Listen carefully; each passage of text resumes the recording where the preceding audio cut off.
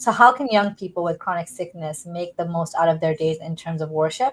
I feel motivated, but it can physically be hard to meet my expectations. Allow me to also elaborate a little bit. Mufti, Ramadan is also Celebrate Mercy has a lot of programming for individuals essentially home locked. They're not, or hospital locked, or they're not able to attend the masjid for various reasons. But more often than not, it's because they're ill and unable to go and actually pray and be part of the congregation. So how do you say how do you, like what are your is your recommendation or advice for them in the month of Shaban as well as Ramadan?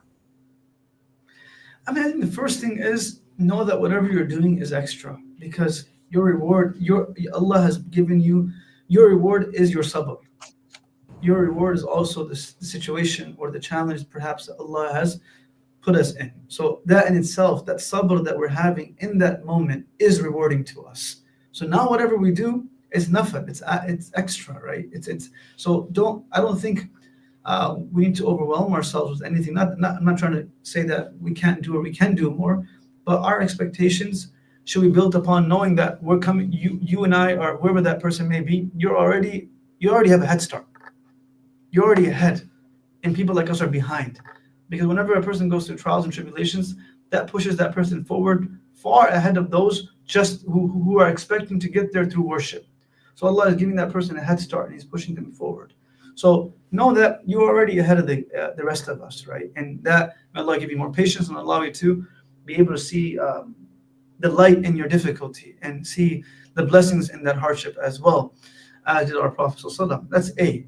B, I think even now, with Sister, you're mentioning all the online resources, all the online platforms like Celebrate Mercy. You have so much that you can get from there. Daily tilawah can be done through it, right? Your daily reminders can be done through it. So people have to go to the masjid for it. Now it's available for us within our home, right? So all of that is available for us, and you can take the most from it.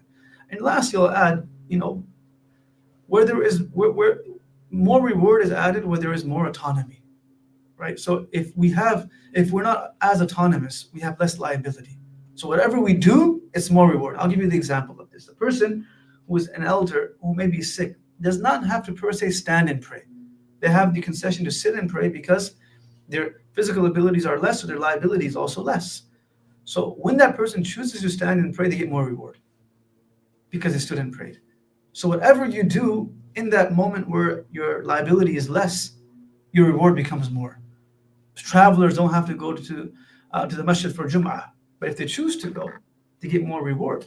So you don't have to do as much as the other person is doing. You have to do half of it, and you'll get more reward, right? So that's also a concession that Allah has given us, and that's Allah being the most generous, right? So I think that can help us and anyone else that may be dealing with that. But most importantly, may Allah continue to give everyone, all of us, and anyone that's dealing with those challenges, comfort, ease, allow them to see the reward in it, and not allow us to feel confined, because a person who's confined is an individual who has lost Allah, not a person who is confined physically, right? So Allah allows us to see that the light of the day that He's giving us.